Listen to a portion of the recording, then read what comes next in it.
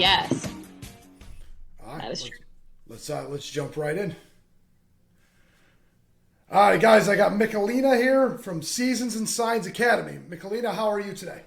I am, by today you mean tonight. I am good. I'm not usually working where people can see me this late. So I'm like, oh man, I'm still done up. I'm not in my pajamas yet. So my scarf on. You look fantastic, so that's great. I appreciate the effort. Yeah, thank you very much. Yeah, well, I had to be done. Had to stay in professional mode. Yes, ma'am. Absolutely. I appreciate your time, and I know that we had to reschedule. It's been crazy with the new year and everything. Um, I've been wondering, where did you get up the name for season? That is a good question, and you're actually one of the first to ask it. So my original name that I wanted was going to be Acorns and Oaks, which is obviously indicative of like transformation. And my last name, Eichel, means acorn in German. It means fruit of the oak or little oak. And so I have a metaphor that I use a lot, which is your seed life and your tree life. So Acorns and Oaks was going to be the name of the academy. And then Acorns and Oaks Academy was going to be it. And then when I went to kind of make that the LLC, because I made my LLC back in January 2020, so 3 years ago, almost to the day, it was taken or it didn't come up right, or someone, because I had Googled it, took the website or something along those lines, because they do things like that. So I was like, all right, well, what now? And so I'm Christian. I prayed about it and I was like, God, what do you want me to do? And so Seasons and Signs actually comes out of Genesis. And God talks about in Genesis where he makes the stars and the sun and the moon for signs and seasons for us to be able to demarcate time and things coming up. And I liked that because it was actually broader than the acorns and oaks metaphor. It was much more abundant. It was much more universal. And acorns and oaks really only kind of goes to nature, whereas seasons and signs goes to everything, all the And seasons it's and signs, reciprocal. Seasons continue. Yeah. right, and the cyclical nature of things. And so I'm always talking about in my teachings and my coachings, for all things natural, look to nature. So in some ways, I guess that's the transcendentalist school of thought, where like you go out in nature and you learn about yourself, but there is something to it, our life cycle, the nature life cycle, and all those things. So that's where it comes from, because Seasons and Science Academy is a school for transformation. It is a school for mind, body, spirit, emotional maturity, emotional awareness, self awareness, all these things that they don't really teach you in school about yourself. Yeah, yeah. I wish that the schools would touch on these kind of topics. It's so tough because I used to teach, right? I was a high school English teacher for 7 years. From I was 23 when I started and 30 when I left. And so there's no good way to do it. Like I had the luxury of being an English teacher. So you can teach to some degree certain skills of life in that kind of a classroom. But as a teacher, your job is to teach, it's to educate the content. And so you don't have a lot of room for life skill and emotional skill and all of these things. Like there's not a lot of time for it. So it used to be really tough for me because I'm like, I'm watching these kids who don't know how to overcome adversity, who don't have any emotional resilience. Like they're in this little like bubble where they're finding their worth in their work, and I can't do anything about it because like there's a standard. So I that was something that was very hard for me to take when I was teaching, and something that when I moved out of teaching, I was like, we don't have a school for this and we need it. We do have now. COVID cracked open the space for a lot of like life coaching things, which is helpful. But it's not quite the same, from what I've seen anyway, as what I'm attempting to do with my colleagues. Oh, I love your colleagues and I love your message. You guys have something very unique that I have yet to see because I must have talked to, after I did a bunch of comedians, I must have done like 7 or 8 guys that generally do life coach stuff. Right. But no one touches on anything that, yeah, you guys have a definitely, I think we all have a desire for some kind of philosophy. I agree. Yeah, and I think people have been searching that for a while. And I think technology in general, whether it be Instagram, Facebook, or anything, is bring it to the forefront because we're not spending as much time out there in the situations we used to. You know, when I did construction as a young man, I'm just trying to explain why I'm saying what I'm saying. Um, the older guys would test you. Yes. They would test your character, and if you came short, you'd be left behind. You wouldn't be able to stay at that job. Yeah, I remember them nailing my tool bag to a rafter like 25 feet in the air during lunch break. I come back. Do you know how hard it was to get that nail out? What a nail gun put it in? I cannot imagine. Anyway, 25 well, feet in the air. yeah, yeah. Well, I suppose it depends on what tools you have at your disposal. If you had some kind of a jack or a lift that like those painting things, then it's no problem. But if you have to get a ladder and it's up on a yeah, then it depends. Depends on the circumstance. I feel like that's always the case. It depends on the circumstances for how easy or hard a thing is. But the shenanigans were to test you, to make sure that we're going to be in a tough day today. We're going to be doing construction. We're going to be doing concrete work or roofing. And this is going to be a back-breaking job. Can I trust you? Can we get the stress out by being able to tease each other? Right. And I think that is a thing that is always found more in the physical labors and the male dominated labors. Like that's a military thing all day, because it's like, hey, do you have my back? I have your back. Like we're in a life and death situation here. That's any kind of teamwork where your life could literally be on the line, whether it be construction or welding or any kind of thing like that. Whereas like when you get into, and again, this is my own perspective here, white collar, quote unquote, and female industries. Like when I was an English teacher, we had 23 women in the department, and it's a whole different type of character testing. And I will tell you, it's not as fun because it's much more petty. You know what I mean? It's like it's much more petty. And so it's just a matter of like, can you fit in? And I'll tell you right now, I didn't. I did not. I was about my business. So like I did not fit. And they were like, hey, you don't really like dress up for Halloween. I was like, yeah, no, I didn't. I had 27 parent meetings in September. I don't have time to dress up for Halloween. Are you kidding me? Like it's my second year teaching. I'm 24. Like, what are you talking about? So it's a whole different type of character test. But your point is a good one because really there's no good character testing institution out there. There's no good character building institution. There's like segments of things that help you to build character, maybe like joining a sports team when you're a kid. That might build your character. But at the end of the day, we don't have people at large don't have a like really set way to overcome adversity, as an example. I wonder if, as a society, have we even been tested? Well, that's a great question. That's a Because great if you think about it, that's a great the great depressions would put you wouldn't die, but it would You're be right. rather uncomfortable. And my grandfather had to learn to navigate through that. My grandmother had to learn to navigate through that, and every generation or two had to do that perpetually forever. And I think we made a big mistake by not allowing that to occur, because you test your whole population. Because the only other version would be, like you said, military or something like that. And that is not a good time to test somebody. I would much rather test you 10 years earlier. Right. Or like that's the thing. It'd be much nicer to test you in a safe container, right? Like if I we t- have a school, like we don't have to have a life or death situation where we're testing each other's character. Like, hey, can we figure this out? Or are we not going to? I don't know if you remember or if you ever read the book called The Red Badge of Courage no. by Stephen Crane. It was like this little book. It was so dry, but it was about the military, and it was about this guy who was so excited to go to war. He's 18. He gets in war, and the red badge of courage is like a bullet wound. And he sees everybody getting shot at, and he runs. He books it, because so much of it is like you can't fully test your character unless you're in the situation. But I do wish we had a way in which we could get to know our character without the dramatics of life and death. I don't want to call it dramatics, but without the sort of threat of life and Oh, of death. course, yeah, yeah. Because it's far better to have a test Right. run and have a dry Right. run that doesn't have any serious long-term consequences. Right. And I've got 6 kids, so I tell my children all the time, I'm going to be far more forgiving than the world will. Right. So I may get on you, I might get hard on you, I might even spank you, but trust me when I say this, I love you. I'm going to give you way more leniency in the long run to learn and curve and curtail the ramifications of those decisions than the world will Absolutely. ever have. My son goes to a bar in 15, 20 years.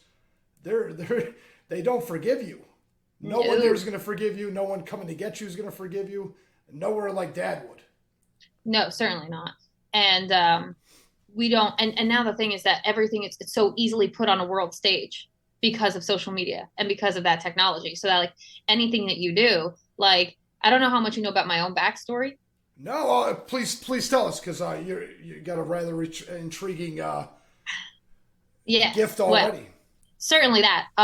Well, speaking of society not being forgiving, um, I how I left teaching was I got myself in trouble by getting too close to a student, sending him nude pictures. Got myself in a lot of trouble, and got myself in Michelina, nice. I had no idea.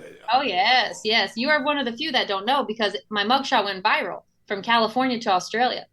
Well, I had no Yeah. idea. Oh, I know. Hold on. What grade were you teaching? He was a junior. He was a junior in high school. Okay. Mm-hmm, mm-hmm. And so he was 17 and I was 28. And there was no physical contact there. And personally, when I was sitting in a jail cell, I was like, how did I get here? Like, how am I in a jail cell? What is going on? And that was a lot of the who am I? That's where the school concept came from because I was like, if this has happened to me and I don't know who I am, and I was on like a very set trajectory to master's degrees, career, all those things. If this can happen to me, how this could happen to anybody? Yeah. And that's what got me to thinking about it. And so the work I do now, everybody needs because it's like, who are you? When I ask people, I'm like, who are you? They don't know.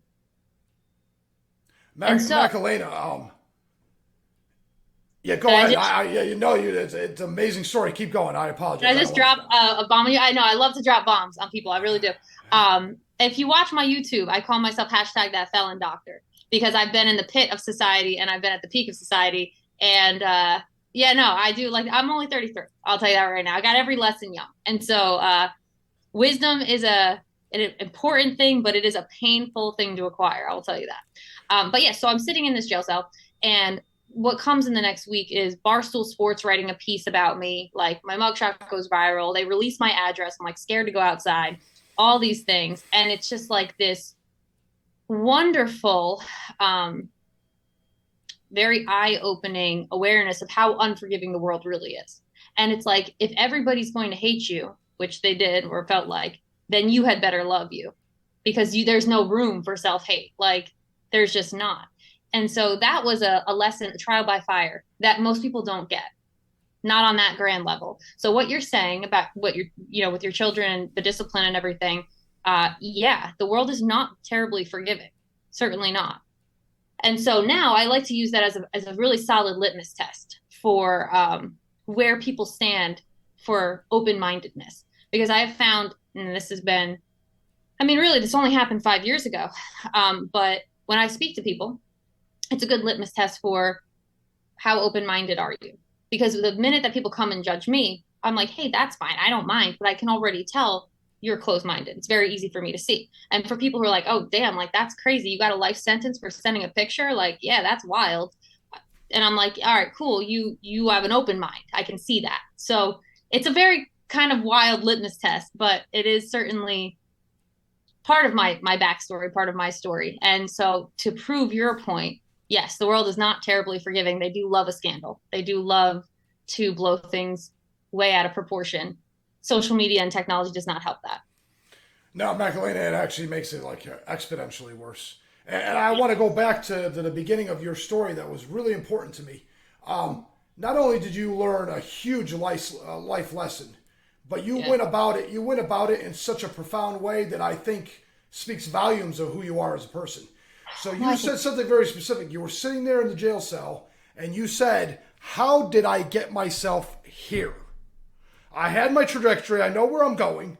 I know what my goals are. I know what my plans are. I paid the price to get to exactly where I want to go. I know what suburb I want. I know what Whole Foods I'm going to be buying my first little perfect kid in Ashba. You had it all planned out. I guarantee it was all down to probably the make and model of the car.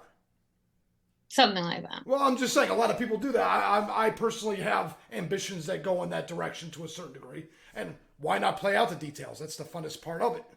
Right. There was a guy in Russia during after the Bolshevik Revolution, ended up in one of the gulags, and he wrote a book. He was a famous author, and the book was written based on the sole premise: how did I get myself in? Why it's my fault I'm in the gulag. How did I Right. get here? It was Right. called the Gulag Archipelago or something, and it was a real famous Russian. It changed everybody's European thoughts on socialism at the time because this book was so devastating. This guy really looked at it and said, "I'm the reason why I'm here. What did I do?" Right. And I think the journey that you go through is based on the lens in which you see the world while you're experiencing the moment. You're absolutely right. Um, Yes. And I will go one step further to say that if you don't get out of victim mentality, i.e., blaming everybody or the world's against me or I can't believe this happened to me, you can't look. You and can't even learn the lesson you're supposed to learn. you won't grow. You'll go around the mountain 100 times. I actually, on my YouTube, I have a little series. I do things in series. I do teachings in series. And that's just free content. That's not the school. That's just I produce content all the time. I'm always producing. And so I have it's a mentality series. And there's 6 mentalities that are extraordinarily damaging that will keep you from growth. At least 6 that I like to talk about. Perfectionism is one of them. Invincibility is another one. Victim is one. There's 6 of them. But when you are in victim mentality, you can't say I did this. You can't say I'm the problem, right? And Taylor Swift just came out with Anti-Hero. Like, it's me. Hi, I'm the problem. It's me. And it's bringing that awareness to a lot of people. But until you take that accountability, like, I did this, you're not going to be able to grow and be like, okay, well, if I did this, I can get myself out of it. If I did this, I can track how I did this, why I did this. And I will say that sitting there, that was just the beginning. I mean, October 2018 was just the beginning of a journey that has been like, not only how did I get here, but like, how do I track it so I can help other people? How do I analyze it so that I can see where people make their mistakes and help them not make those mistakes and help them shift their perspectives and change their awareness, change their life? And so with me, the problem I suppose is I always experience things in so many different ways. I have to experience them like theoretically. I have to understand the theory behind it practically and academically. I have to experience it in all these ways, process it, and then put it back out so I could teach people about it. Because like I'm just this that was the other thing when I was trying to figure out who am I? Like actually, I was like, well, here are the fundamental truths about Michelina Aichele. One, I want to help people. That was a very tough thing because not the statute, what's it called? The felony that they're giving me was intent to harm a minor by a caretaker. And I pled guilty to it. But for me, I still don't think I was guilty of that because I know my intent wasn't to harm. And I know as a teacher, I'm not actually a caretaker. I'm a teacher. There's a difference. And so, but I pled guilty to it anyway because Yeah, I the knew that court the court system's a whole nother beast that could be talked about for another 2 hours at outside of this least. conversation. Yeah. Yeah. Let's not get started on the judicial processes. But I was like, okay, was my intent to harm? And I'm like, no, like my intent is literally never to harm anybody. Like, I don't even want to harm a cockroach. Like, I'm not trying to harm anybody. So I knew that about myself, despite that serious like noose around my neck. I was like, I know I always want to help people, and I know that I'm a teacher. So like the two things that were called highly into question, I was like, they're still true. They're just not true in the conventional ways. So what next? That's where Seasons and Signs came from because it was like, I'm still a teacher. The world's a classroom. People need my help. I don't even know what I'm helping them with yet. I just know I have to build something that'll help people because it doesn't exist yet. And it was a 3-year journey till I had done enough self work to chart the process to help people come back to themselves. And because it's a mind, body, soul academy, I can't be the only one to do it. I'm not an expert in body. I'm not an expert in spirit and embodiment. Like, I'm just good at mindset work. So I had to find the people had to come, but I didn't even look. They came to me kind of. And so all that to say, it's certainly been a journey, and it's just really beginning, to be perfectly honest. But it's definitely been interesting. But you're right about accountability because it really is. If you're not accountable for your own stuff, you're not going to be able to grow. You're not going to be able to get introspective, and your self awareness is not going to. I You're would not put going. I would put another layer on top of that also that's probably just as critical is being truthful to yourself and truthful with your words.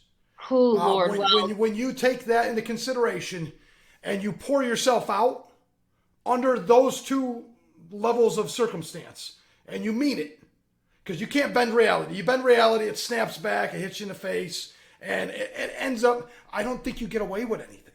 I don't think anybody ever does. It may You have repeat yourself. ramifications that spider out in some weird way and it doesn't make any sense and it crawls into a crack somewhere. But all of it bounces back and snaps back into reality because we don't have control over reality. We could talk nonsense, but it's always going to snap back.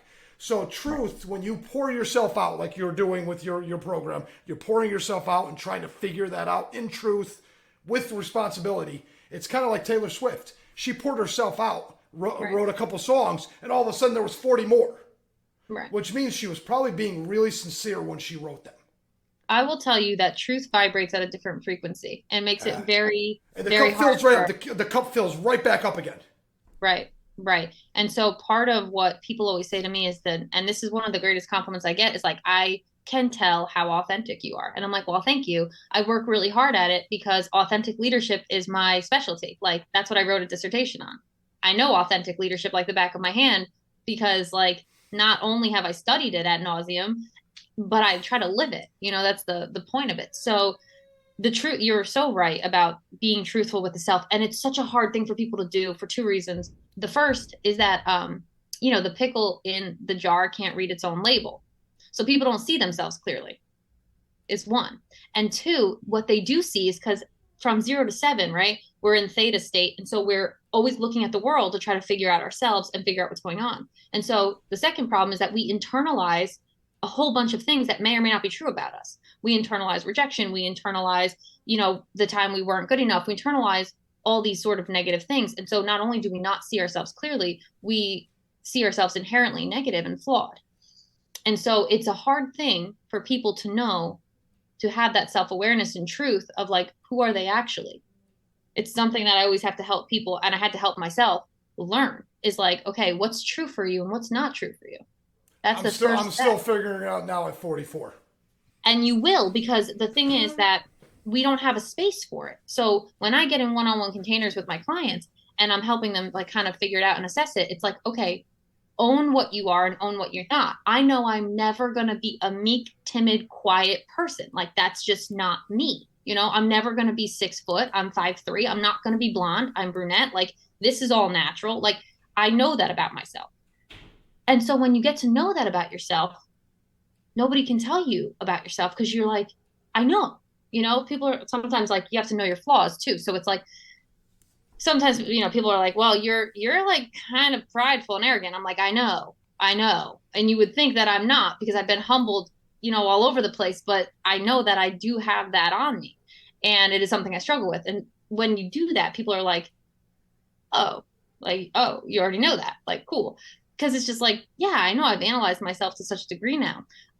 But we don't get the space to do that. There's never a safe space to just own ourselves, what we are and what we're not. So yes, I know what I'm attempting to do here, in bringing people home to themselves is a very unique thing, and it takes a skill set, I would say, that I don't think a lot of people have in order to do it. No, yeah, very, very few people would do it in the manner of, I got to get back on this. See, I've heard people say, you got to be strong by being a monster first and learning how to control it. And I think that's a lot with almost every character quality. There's a negative and a positive to being prideful. There's a negative and a positive to being arrogant. There's a way to use all those things that come with you. If you can internalize those so that you use them in the power of good instead of bad. It's almost Right. like you change your ego a little bit. So even though you're still a little bit arrogant, it could be in a good way where you lead other people. Or I'm just trying to think of Or ways don't to. accept no as an answer. Like, I Yeah. know it's going to happen. Like, a lot of my negative qualities serve me as an entrepreneur, but they did not serve me when I was younger. Like, insatiable curiosity, never taking no for an answer. Like, these are things that drove people crazy about me. But now it's like those cursings are blessings. But you're absolutely right. Every good quality can be a curse. Every bad quality can be a blessing. I think I posted something about Napoleon Hill said, which was like, in every seed of adversity, there's its equal opportunity for greatness. Oh And yeah, that's just the Napoleon way. Hill is an amazing guy. Yeah. That book is unbelievable. Yeah. Think and Grow Rich. My favorite that he does is Outwitting the Devil. I don't know if you've read that one. It's No, I've Lesser. never even heard that one. Okay. That one, that one is Well, hold on. Say it powerful. again. It's Outwitting the Devil. I think I have it right here. Um, it was actually a manuscript that he worked on um, when he was still alive, and then his wife convinced him not to publish it. She was like, "It's too controversial for our time." So after he died, his one of his descendants found the manuscript, and it was published with Lecter is her name, Sharon Lecter. She's a co-author of it because technically it was published after he passed away. Outwitting the Devil. It is a strong, strong book. Very cool if you're into. That's going to go on my list. It's a good one. It's a good one. Different than Think and Grow Rich because Think and Grow Rich is a mindset book, and Outwitting the Devil is a spiritual controversy book. I like both, and I find myself, teaching on both. So I'm interested in both. But it's just a really cool. It's really really well done. But yeah, your point is a good one. Every characteristic. The thing is, people don't know their characteristics. They don't know Yes. what makes And them that's them. why you got to be true. You got to be true. You can't be lying to your. Do you know how hard it is not to lie? Oh yeah, It's because way people. harder than you think. For the last year, I've been trying not to. I've been trying to tell the truth or at least not lie, which sounds kind of lame, but it's way harder than you think because you want to win an argument or you just don't want to look stupid for a minute or you don't want to Google something. And it's so easy to say. And once you pepper in a little one, it exponentially grows so fast. And Right. It literally, that was one of the things I had to do too. Say what you mean and mean what you say. If I'm not fine, I'm not saying I'm fine. Like if people are like, "Hey, McLean, how are you?" I'm like, "I'm literally not okay right now. I'm okay to show up and do this work, but like my life is crumbling." And at that point, like I just tell people as it is, and it's part of being real. I stopped using sarcasm because it's the lowest form of wit, and it's not truthful. It's a lie. I'm saying the opposite of what I mean, so I'm not going to use it anymore. I used to be extraordinarily sarcastic. It was a defense mechanism. So you're right to say people have to learn how to tell the truth and learn how to communicate. I'm actually teaching on that in the academy next week because we have to teach people how to communicate. And I used to do it when I was teaching English with Socratic seminars and like the Socratic method, but people don't know how to listen, how to have a conversation, how to use their words wisely. It's certainly there's so much in the self that you can try to master. I talk about this a lot where I say we grow in 7 different ways. I think we grow physically, mentally, emotionally, financially, intellectually, sexually, spiritually, and emotionally. And so it's this constant growth process. And you can always get better. You can always delve more into yourself. You can always kind of do more. And so it's like, what are we so worried about everybody else for? We got our own stuff to there's worry so about. much. There's so much to do. You'll never find enough to end your adventure. Right, 100%. And some people don't even start their adventure. Well, And here's the that's deal. If the you thing. lie, you're not even on your adventure. You're on someone else's adventure. Right, You're not right. even designed for this crazy expedition you're going on. And And you they got to don't, memorize. Then you got to memorize all the dumb stuff you said. and people don't even know that they're lying a lot of times because they believe their own manipulations. Yes, Napoleon Hill was pretty profound on those thoughts. That you only. I've learned something too that you don't really believe your belief system as much as you think. It's a little shallower than you actually realize. And Hmm. you go to a university and they make you write a term paper that contradicts it, you can actually eat away and crumble some of your belief system in an Like instant. that. Yeah. This is the Or a thing. traumatic event like an issue like you had. You thought being cynical would be funny. You thought being sarcastic was going to be a defense mechanism, and a whole It's layer not. of who you are just crumbles so fast. Yes. Yes. I used to tell my students all the time, I'm like, I don't care what you believe on this paper. I care which point you can argue better. Because there's a difference between your mindset and what you can argue, your logic, your intelligence, and your heart set, what you believe. And so what happens a lot of times is there's this huge disconnect there where like logically you can know a thing, but it hasn't become heart knowledge yet. It hasn't become revelation. I see this a lot where people will say, you know what, I know I'm worthy of better than this, but they don't actually believe it. So they still keep attracting things that are not things that they actually want and they accept it because they're running on this was the coolest study. Actually, the coolest study. Just recently, they figured out that there are neurons that function independently of the brain in the heart space. So you almost have two brains. Oh, no, you do. And I've heard that 20 years ago. There was several Yeah. studies done on that. It's Also, a people talk fact. about three brains with their gut and like that actually, but I don't know as much about that. But I do know like it really is Your knowledge. your emotions are already attached to your heart also. When they do Right. heart transplants, people's Hmm. personality changes. Right. Yes. Yes. Yes. So Yes. Yes. there's a lot more there than they've even scratched yet. You're absolutely right. There's a lot of stuff there. And so this is why if you really want to heal, your tissues store your issues. You got to address your brain. You got to address your heart. You got to address your body. And there ain't no school for that until now. Shit, Magdalena, I'm impressed. I had no idea what I was walking into today. Nobody ever does, No, Reagan. yeah. Nobody ever does. You think you get this non-assuming little girl and you're just like, what did I just step into? Who am I? I'm not going to lie to you. I did not want to run over somebody, and I didn't know anything about you. I spent 20 minutes last week on your Instagram, and like 5 minutes, my kids wouldn't calm down. We ate dinner late. I This think I, might be it might be a blessing. It might have been a yeah, good shock that you got to just experience this with your viewers. You know, absolutely. they're probably like going through the same thing. But yes, yes, leadership is accountable. Leadership knows how to conflict manage. Leadership, good leadership. We have a leadership lack thereof problem. It is rampant. We have people who are managers. We have people who don't know how to let people do their job. We have a huge trust problem. And what it comes down to really, I think, is that to your point from before, people don't know how to be truthful in leadership and And say, there's like, your I trust. don't know.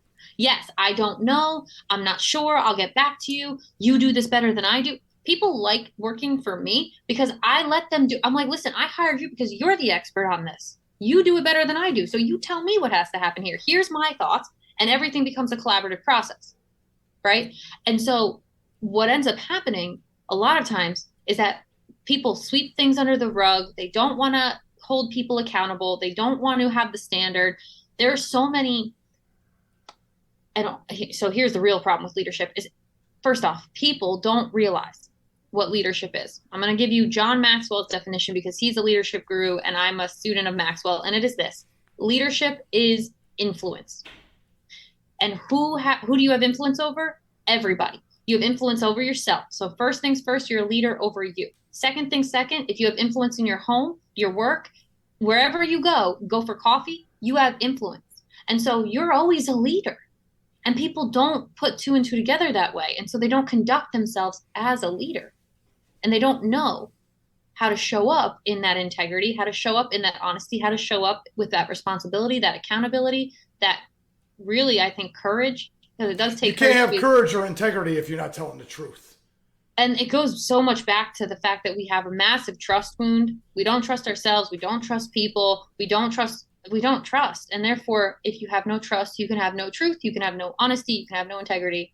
You're absolutely right. And I'm actually talking about that, the wounds that we have. Remember, I was talking about my like the series I'm doing on YouTube. This week I'm doing a wounds series, and our trust wound is a massive one. So many people have a trust wound, and therefore so many people are not great in leadership. Yeah. And it's a shame because we need it more than anybody could possibly imagine. So many big decisions are coming down the pipes that I don't think people understand. I don't know if you saw some of the AI stuff they're doing.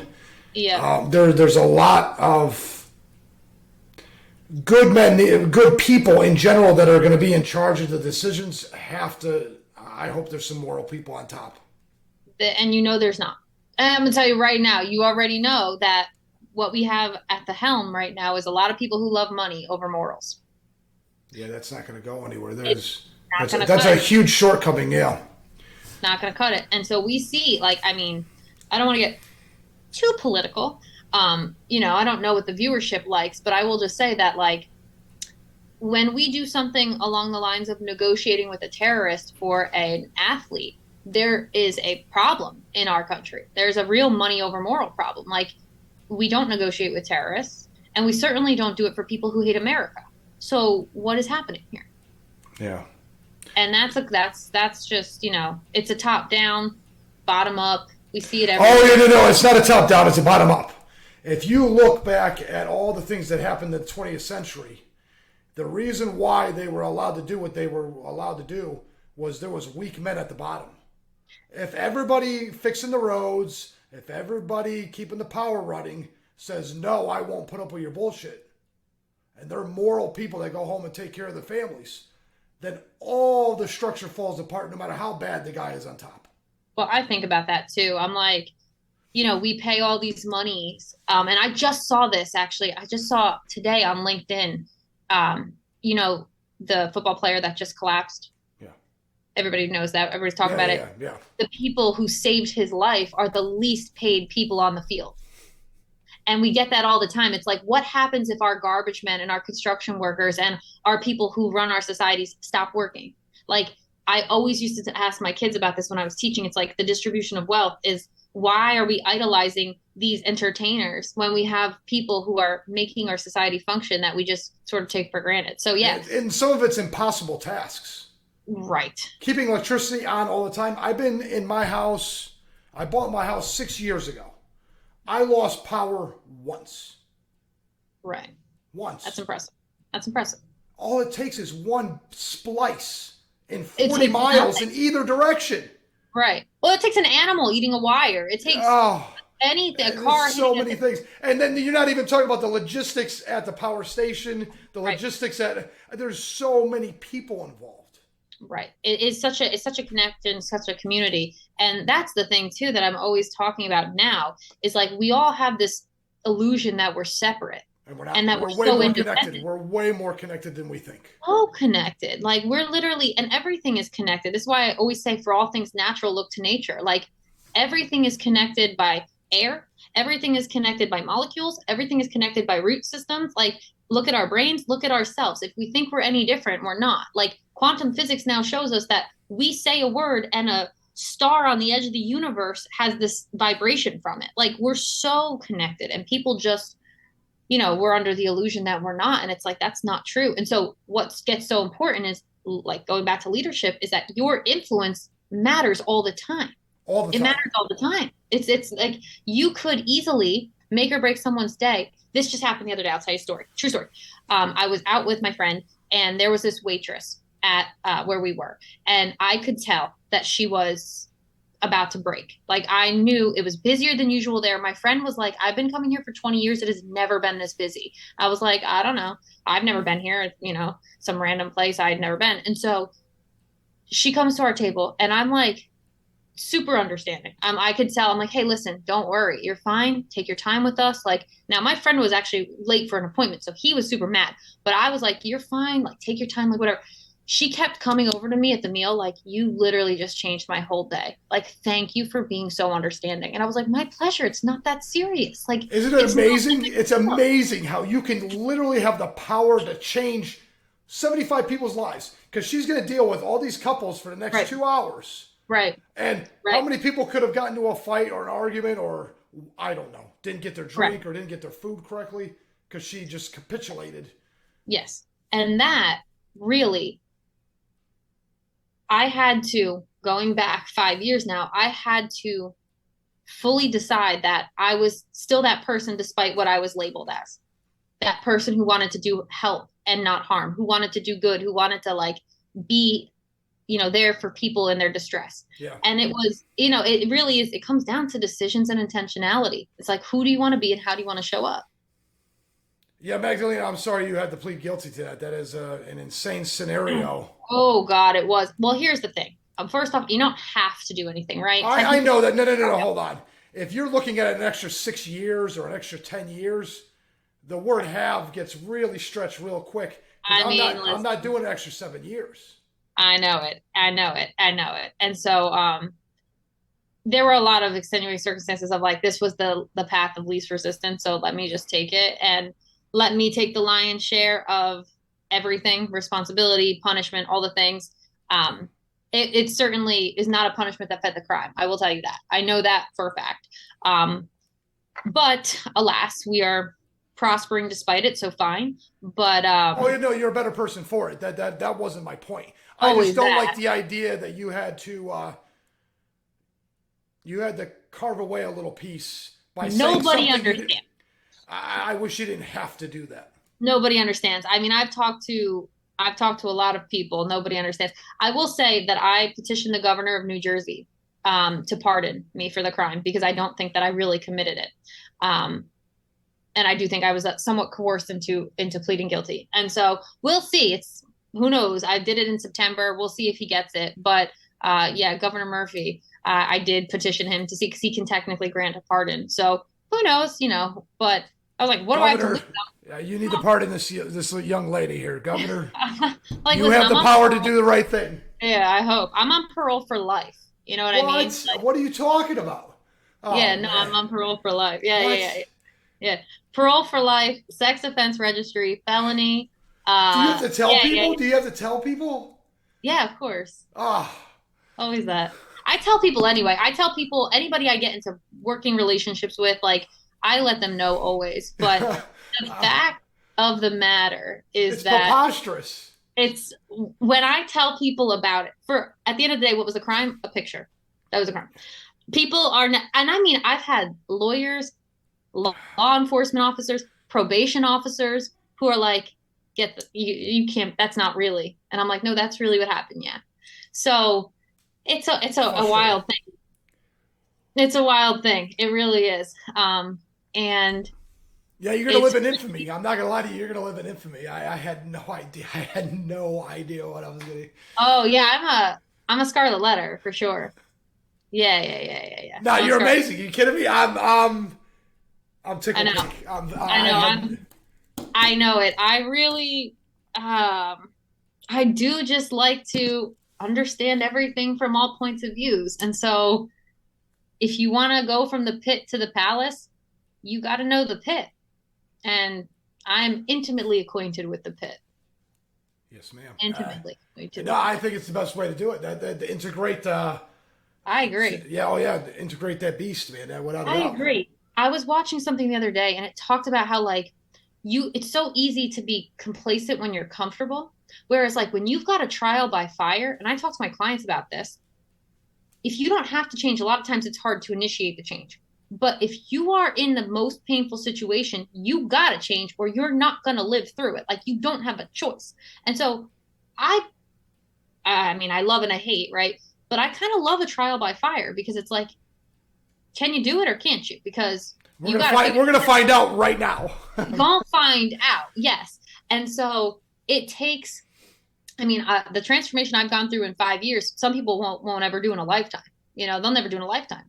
And I didn't have any time to waste because I told this was my own damn fault. I should have never done it. I said when my mugshot went viral, right? It was a week after, not even a week after I was arrested, like 2 days. I said, God, as many people as have seen this mugshot, that's how many people I want to help. And that was the dumbest ass thing I ever did because then God was like, let's clear some ground, kid. And I was like, ooh, I wish we didn't. Should have not. Probably shouldn't have done that. No, that's So amazing. That's great. it was really ambitious. I bet you But could do 3 times what you thought you can do. uh yes, certainly that. Yeah. And certainly that. If you would have told me this was all pre-COVID, right? This was 2018. So people in COVID were losing their minds, going through the destruction of their life, which I'd already gone through 2 years prior. So for me, COVID was like this beautiful chance to go outside with a mask on so people wouldn't know who I was. It was wonderful. I was like, thank God. Like, I can put on my sunglasses and a mask and people don't know who Michelina Aichele is. Like, this is great. And so COVID really, for me, was a good equalizer because it disrupted everything in a way that was very beneficial for me because I had a lot of like anxieties around schools, school buses, and then the schools just stopped. They were just out of session. And then I was like, ooh, thank God I'm not teaching right now. Like that was a blessing in disguise. So there was certainly a lot of things that have happened through the last 5 years that I had no idea. You couldn't, if you talked to me 10 years ago, like, get yourself ready, there's no way I would have No, believed. that moment was getting you ready. Oh, yeah. Just like this moment now is also. Right. They're always your moments are always. Preparing you for the next moments. Yeah. But And yeah, that's why when you have an idea, it changes as you go. If you're an yes, honest person, you're open minded, it's going to change. And I'll be honest with you, if it changes and you get a little bit of a gain, then you are heading in the exact direction you need to aim at that target. That's a very good point. That's exactly what happened with the school, actually. Yeah. Um, when I originally thought of the school in January 2020, I was just a lone wolf, and I was like, it's going to be a lone enterprise, and I'm just going to publish on all these platforms, and it's going to be this thing. And then it completely shifted as I grew and figured out and started meeting people, and it became this thing that I was like, oh, this is different than what I envisioned. Cool. All right. Awesome. And it becomes this, and they talk about this a lot, how your business becomes like an entity outside of yourself in such a way that it's almost like a child that's being raised by like multiple sources. And so it's a really interesting thing to have a business and to create a business, but you have to kind of let it morph as it will. And that's a very good point that you bring up, because I've experienced it, and you have to be open to like loose control, like you're loosely holding the reins. Like I've got this vision, but I'm Yeah. open to see how it Yeah. shifts. Yeah. Because this has changed several times. My Yeah. ambition for this, my idea for this, the original intent, all of it has changed so much. For our conversation or the Oh podcast no, in no! I general? mean the podcast in general. In 5 months, it's changed so many times. I It had no, shifts. oh yeah, yeah, it totally shifted to exactly what I wanted, but I didn't know that's what I wanted. It's almost as if you're aiming for a target, and every time you take a step forward, you take a shot. And now you know, oh, I got to take 10 more steps forward, and I got to aim a little bit higher because that was nowhere near. Then you're like, oh man, I'm going to have to go around this bush and aim to the left. And you just keep playing that game. And before you know it, you're so much closer that what Right. you thought you were aiming at isn't even the same target anymore. Right. And you can Yeah. almost move it back and play that game again and start moving it back and start all over And you again. do. I mean, you Yeah, really do. yeah. It's this constant, massive, imperfect action all the time. And it's like, what did Edison say? I found 10,000 ways not to make a light bulb, right? Like every time you shoot and miss, you're still learning something and you're applying it. And, I don't remember who said it. It was like, start over this time from experience. Like you always have that experience of the time it didn't work, which serves you more than you realize. So no, that makes total sense. Speaking of the podcast, what type of viewership, what can we give them? I want to make sure they're being served at high levels here. I had a French guy on about 3 or 4 weeks ago that threw my whole scale off, and I've got like a 30 or 40% female viewership now Oh on like geez. 15 countries. Oh So, geez. What do you I, do? he's a professional pianist. He was a little bit younger. He was extremely handsome, Oh and no. I didn't anticipate it having such an effect on my podcast. He really threw my numbers off. It's Oh still man. off. It'll take a while, and I'm sure you're gonna do the same thing to I me. would say I feel like if nothing else, I'm a disruptor. I will tell you that right now. Oh, that's If great. nothing That's else, great. I'm a disruptor. So whatever you thought was going to happen for the podcast and for audience, I apologize because probably it'll shift. Well, I was going to come into this as daintily as possible because I didn't want to be rude to anybody, and I actually thought I was going to be your assistant. I didn't even think it was going to be you. What? I don't know. No. It seemed like the way the conversation was on Instagram. I don't know. It was confusing, and I wasn't sure who I was going to talk to. No, you're talking to me. You're talking to Yes, me. yes, I am. Yes, yes, yes. And you don't need to be dainty. You don't need to be anything other than what you are. You know what I No, mean? no, no. I didn't. But like I said, I didn't want to steamroll over anybody either, because my goal is to make both of us look good. So you want to tell people about the podcast. I want to be able to promote you. I want that all to be reciprocal. I love a podcast. Reciprocity is a huge value in and of itself. Yes, equal energetic exchange is Yeah, so, yeah. so, so important. I mean, I will cut a tie quicker than anything if there's not enough respect and there's not an equal energetic exchange. Although I will say, I tend to personally sow a lot into things before I reap anything. That happens a lot. And I think that's just kind of the nature of like Your personality and stuff. my personality, my experience, my ability is like I tend to get people to know who they are and show up how they need to. And then they're like, oh, hey, I have this. And then it ends up like sort of flipping back on me in a way that's super productive. But like most of the time we want an equal energetic exchange. But I'm super glad that you're actually the second podcast that I got invited on, and I got both of them today, and I was like, what is I mean, it has been a while since I've been on a podcast. It's wild. So, and then two in one day. I was like, this is crazy. Must Very be cool. fate. Yeah, it must be fate. But all right. So any questions you have that you want to touch on? Anything that because I know we've kind of gone all over the place. Yeah. Um, Sorry. that's fine. Now that we know how you got this started, where do you see this going in the next 18 months? Oh, I love that. So my plan, so I've got dual vision. The first is for the school, and the school is an enterprise to get people free. I know myself, I've got two missions. Mission the one, come home to self. Mission the two, come home to Christ. Now, not everybody's doing either of them, and I don't care if they do or don't. But if you're coming to me, I want you coming home to yourself. And if you really want to plug into the power source, I would love for you to come home to Christ. But I'm not the one to like push that on anybody. I just know my own personal mission. And so, what I plan to do with the school is make it a place where you can get free, literally. So, you come into the mind, body, spirit part, you learn about yourself, you come home to self. Then you go into the business leadership portion where you learn about entrepreneurship and how to run a business. Now, any entrepreneur is going to tell you the personal development work is as important as the professional development work. And what I want to help people do, and I help them with this all the time, is whatever their personal passion is, how do we make a company out of it? And so then I want to help them get their LLCs, help them be entrepreneurs, help them get their company, because that's where freedom lies, right? Freedom lies in being your own boss and setting up passive income, setting up, there's a whole thing. Have you read anything by Robert Kiyosaki? I have not. Put that on your list. I would say business in the 21st century is my preference, but people like Rich Dad Poor Dad. I've read that one. Yeah, I prefer business in the 21st century, but either way, he talks about the quadrant of how to be successful. And it's a four, it's like this.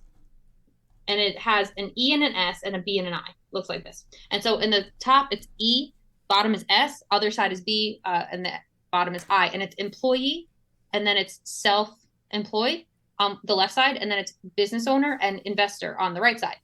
That's how you make money. This is how you stay slaved. And so even people who think self-employed is actually like this really gainful experience, it's not. You're actually a slave to service. And so my 18, well, it's a little longer than 18 months, I would say. That's probably like a 3-year vision before I start pumping people out on the other side. But my long-term goal is for people, if they want to go the full gamut with the school, personal, professional, company, or just personal, professional, or just personal, fine by me, either way. People, if they want to end up coaching at the academy, because I want this to be an ever expansive thing where it's always growing. So we're always partnering with coaches. We're always taking on new clients. It's always growing. It's always getting bigger. It's like the Uber of e-learning. It just expands. That's the goal. And so eventually I want to leave it. Most CEOs don't start their company ready to leave it. But your girl is not most CEOs. And so what I want to do, this is the second double fold vision, is I want to be a teacher, speaker, author. So I plan on selling out arenas. I plan on having New York Times bestsellers. I plan on being someone that's making, 50 grand for a speech. Like I plan on that being my end goal. So I've got the next 30 years or so to work on it. So why not? But that's where I want to be. Yeah, we're all in. It's not like this life is, yeah. What else are we doing? Yeah, Well, yeah. what else are we doing? You know what I mean? And so like, and all I like the traditional, hustle. I like the hustle though. You're literally. It's kind of like when Simon Cowell did that show, so he could find more people to make music, so he didn't have to go find more people to make music. right, right. It's just work smarter, not harder. Yeah, And yeah. Simon Cowell, for anything you want to say about him, is a smart guy. He really is. Well, no, that's a great hustle. The hustle led Mhm. to the hustle. He was really trying to. Right, Yeah. right, right. And so that's the best way to do it, honestly. Absolutely, yeah. And the worst case scenario is the first thing works. Right, So right. that's like the backup is the front man, anyways. Yeah, No that's matter a what no you brainer. win, Yeah, no matter right? what No you matter win. what you win. But And I will say, I mean, I burned all there's no other, you know what I mean? Like I've burned every bridge. Like it's not like I can go apply to, I don't know, some job somewhere. Like it's got to be this. Like this is there's no going back. It's like, you ever see The Office? love The Office. Love The Office, right? So when, and I'm not spoiling anything here, when Andy at the end of the series, he is like, David Wallace, stop giving me chances. Like I need to go do this. Yeah, and you And had to he leave. Yeah. and he's like, I have to leave. And so he defecates on the car. No, I don't remember him. I don't Oh, know if he I does saw it. that episode. Oh my God. Yeah, he does it so that it's like he makes so many messes that he can't come back Yeah, they to can't it. come back. Okay. Yeah, that's kind of what I just unintentionally do all the time. And I've done that with traditional career paths. I knew when I got a felony and a sex offense, I was like, there's no job that's going to be open to me that's going to make me the kind of money I want to make and give me the kind of like satisfaction that I had from teaching because I loved my job and I was very good at it. I was one of the best Well, teachers in the district. well, Unfortunately, the world has changed so dramatically. I'd be that's true. shocked if a college wouldn't be intrigued to have you. That is certainly, you're not wrong. I won't exit out. I won't cross it out, honestly. But right now, even still, like there's too many things that it would probably be something maybe in 10 years, not Okay. now. Because Okay. right now I've got too much to try to build. There's too much momentum that's going, for my own stuff. But I love traditional education. I mean, you can see back here, I have a whole slew of degrees. I love the academic process. So I'm not ever really like even when I came on, I was like, it's not traditional education's fault that they can't teach the things that we need to be human. Like it's just one of those things that falls through the crack. Some families teach it, some families don't. Like sometimes you learn it, sometimes you don't. And then we have all these like misshapen experiences as humans. And so I love traditional education, but I do know that it's got its faults and its failings. Let's be honest. So, Just that's all that is an opportunity. right. And that's the case is like anytime you see a hole or a gap, you're like, let me fill this with something that's needed here. We love that. Yeah. It's just business all day. So yeah, entrepreneurship is, I think, the best way to get free in your circumstances. I agree. You know. On that So note, with everything you're doing right now and the stuff on TikTok, the stuff on Instagram, what do you think it takes to get real traction to multiply that momentum? honestly, Yeah, honestly. money Go usually. go ahead. Tell me what you're talking about.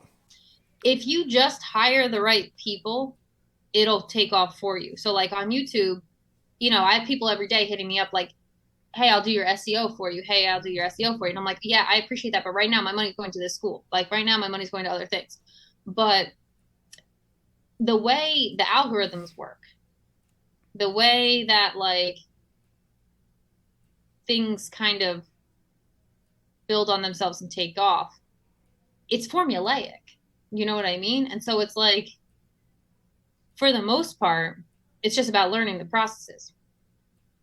Yeah, For yeah. me, I've watched what Mr. Beast said he did for years to get where he got, and um, I don't know if money is the answer to everything. I don't know. it's not the answer to everything.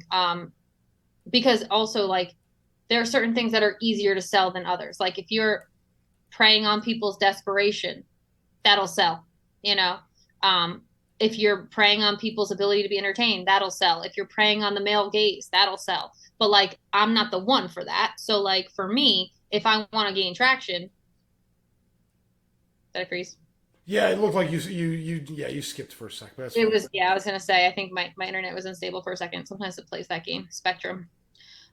But for me personally, it'll just take money because like I'm not the one to like shift my content to be more palatable in the Okay. ways that I I don't understand want. what you're saying. You know what Instead I of mean? waiting for the years of momentum and trying to finagle it yourself. Right. Yeah. You can. I mean, there's the organic growth. I know that I've done that. There's organic growth as well. But it just that takes time. So it's like if I wanted to expedite the process, I would just pay someone to do my SEO for me and then like shift a little bit where I need to shift. But I like to stay true to my content, so therefore I'm not shifting it. But I have talked about this before where I was like, it would be so easy for me to do OnlyFans. I would gain a lot of momentum if I did that. It'd be so easy for me to do something like that. I've had plenty of Yeah, I was gonna say name recognition definitely helps. Right. It'd be so easy. It would just be like the easiest thing to do. And I'm like, I can't do it. Not because I'm better than showing my naked body. It isn't that. It's because I don't want to pray. I don't want to fall into a system that takes time, energy, attention, and money away from the family and priorities that I care about to like shift it into fool's gold and like false imagery. I And don't there's like and there's a shelf life too. It's not like you get to do that for 20 years. right, a Yeah. hundred percent. And like The it's glimmer just not glamour of it only lasts a short time. right. And you And either it's have to escalate your willingness to do stuff, right. Always or you that. or you peter out. Right. 100%. And then for me, it's like I I've never been the one to let my body do the talking. Like I just really let my brains do the talking. I I was let gonna my say I don't think you need to. I don't think you I need to. don't. I never do. I never have. The one time my body did the talking, I got myself thrown in jail. So like we don't want to do that. You know what I'm saying? We don't want to do that. We don't want to do it. Michelina, that's wild. I had no idea what I was getting into. I know. I know. I know And it. and, and then the onion doesn't stop peeling because No. you're rather articulate. You're Yeah. smart. Thank you. You got your shit together. It's It's really, great. I know, I know Yeah, it. I do yeah. like to throw people off. It's like my favorite thing to do, honestly, because you just never know what to expect. So I'm glad you didn't research me at all. That makes me really happy. Well, I try to make this as spontaneous as I can, and that's why I said it up front. I'll probably cut that part. Well, maybe not. This was pretty. You do whatever. You could air the whole thing. I don't care. Yeah, Um, yeah, but it's fine by me. But I will say, I like that because it gives me the chance to tell my story in the way I need to tell it. Whereas like if you came on, you're like, hey, so I read about this. Like, what's true, what's not? It's like, okay, well now that you think that's the only interesting thing about me, and that's certainly not true. Like to be perfectly honest, that felony is probably the least interesting thing about me. But like, I agree. Ah, you know, yeah. so I mean, but it is a fun story to drop. It's not a fun story to live through. I will tell you that. But So how did you read my face when I found out? oh no, you handled it pretty well, I Okay, thought. I think okay. that you really in your mind, I'm sure you're like, holy crap. But in your face, you were just like, oh, this is interesting. So you did, I think, watch it back. I think you did a I good can't job. wait to edit this. No, I I think can't you did a wait. good job. Yeah. I knew I was dropping a bomb on you, and I knew it was registering, but I think you held it together. Your composure was really, Well, really yeah, good. you had some pleasure in your face. I'm not gonna I lie to did. you. I And I did. was like, I what did I did. just get into that I didn't know? Is she gonna? Yeah, no, I do. Listen, if you're not laughing, you're crying. You know what I mean? Like, if you're not laughing, you're crying. So you just have to own it and move on. But I do, anytime I get into any one on one conversation with anybody that I'm like producing anything with, I always tell them because at the end of the day, if that was something that was not good for your podcast, we could just not show the podcast and nobody would ever know we had this conversation but the two of us. And I always like to give people that option and that opportunity because like I said, it is a thing. And so I just always like to give people that chance. But more often than not, weirdly enough, people still want to work with me despite it all. So there we go. No, I think it actually adds a layer of character to you and Thank you. makes you a little tougher than At first glance. Yeah, yeah. You wouldn't think. I made a list today. I was making content. I'm always making content. I made a list today of all the things I've lost in the last 5 years. And I was like, most people wouldn't survive that. I almost didn't. I'll tell you right now. I make it sound really, I did not. I almost didn't. I'll tell you right now, if not for my mother and the grace of God, I'd be dead. I'll tell you right now. Magdalena, can I be honest with you? Can I be upfront? I wish you would. Oh, okay, okay. So I'm looking at your stuff a week ago, and you're walking down the street, or no, not you're like in a trail. You're like a concrete trail, like not jogging, but everybody probably around you is jogging, and Yeah. and Yeah. you're talking. What were you talking about? It wasn't resentment. Allowing people to infringe on your personal space a little bit. How you were just making a general conversation. It was observation that needed to be discussed. You grabbed your phone and bam, there you were.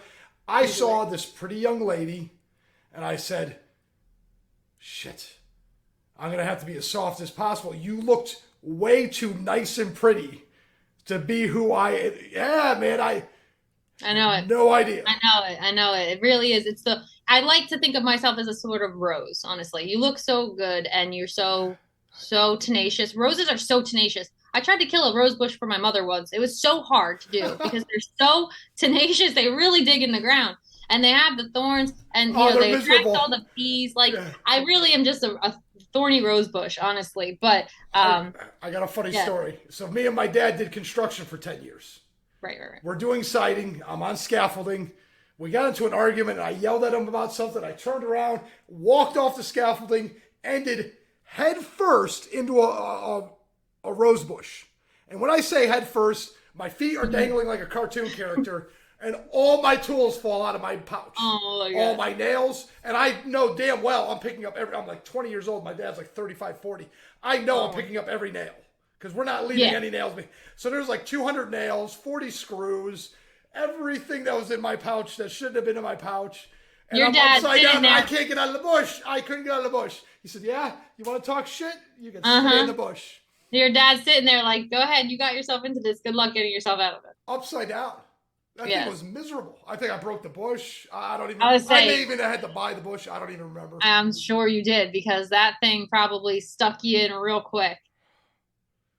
I can't tell you It's a how many good times. metaphor for me, honestly. You do get enraptured. You can't help yourself. I'm like a fungus that grow on you, you know? Like you just or the other thing happens where it's just like, oh, I can't stand it. I've always been the type that it's like it's just very easy. I walk in a space, you're either like, wow, I'm really interested in her, or fuck her, I can't stand her. Like it's just I'm just very polarizing. I always have been from a young age, and I didn't always understand it. But at least you know who your friends are. Well, yeah, all three of them, honestly. No, I'm Yeah, kidding. I'll Really, be honest with you. The no, older you get, the smaller the intimacy of the friend group gets. all the time. You may have a cordial group of people that are acquaintances or friends of Mm, friends, but the core group it does. I'm down it's to smaller. three couples. Yeah, three couples, four couples. Because when you get older, you're building things, you're taking care of things. You're like, I don't have time for these relationships that are kind of dead ends and don't go anywhere. Like, I got stuff to do. Like, I've got a family here, I've got a Yeah. business here, I've got a job here, I got a I this had here. so many friends. Yeah, I had so many friends, but they were really just acquaintances. Yes. I put them at a higher level than what they really were. Right. Well, we could go. I mean, listen, we could talk about that all day probably, but um, We don't have a lot of but time. I would say we're at the second end of the Yeah. a lot of time. So And I don't uh, want to do 2 hours, so we're gonna call it end. We're gonna end it here. I have so many more questions. My sheet's full of stuff. Another day, another time. listen, hey, if you need me, you know where I'm at. It's not my assistant because I don't have one. It's just me.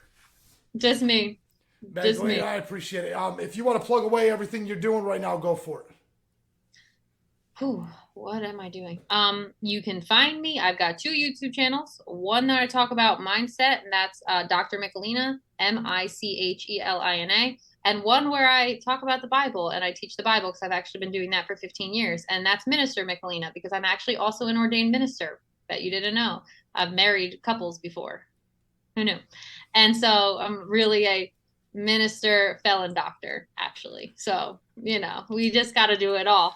And so you can find me on YouTube. You can find me on TikTok, Dr. McLean. You can find me on Instagram, Dr. McLean, or Seasons and Signs. Seasons and Signs Academy is the school, which is open in enrollment. There's the community that is the sort of grander vision, and that's just a monthly subscription. And then when you get into the academy, there's a semester where me and my colleagues offer classes for the semester. It's 12 weeks, 36 plus classes to expedite your growth, mind, body, and spirit. So yeah, if you are interested in any of that, by all means, check it out. Check me out. I'm always talking about changing your perspective, changing your awareness, bouncing back from, the pit to the palace, going for overcoming adversity, all types of mindset shifts, all types of emotional shifts, self-awareness. I mean, you name it, I'm doing it. So, Yeah, you are. so yeah, here we are. You got to add one more to your repertoire. You gotta go take the bar exam and say you're also a Oh, right. lawyer. Become a JD. Yeah, Become a JD. You know what? That was actually a lot. There were a couple of teachers who were like, please go be a lawyer. And I was like, I am not at all interested in law. It's like dead and dry and dusty. Like I like literature. I don't like law books. But now I'm contemplating like, and it leads to might be time to politics, and it leads to politics. right. And so I do love to change a system from the inside out. So, Yeah. Who we knows? will see. Yeah. We'll see. But yeah, so that's what we got here. And if I get my JD, I'll let you know. Oh yeah, please do. Please let me know. So yeah, I'll end it there. Thank you for your time. Thank you. It's been so fun talking to you. Absolutely, I enjoyed it too.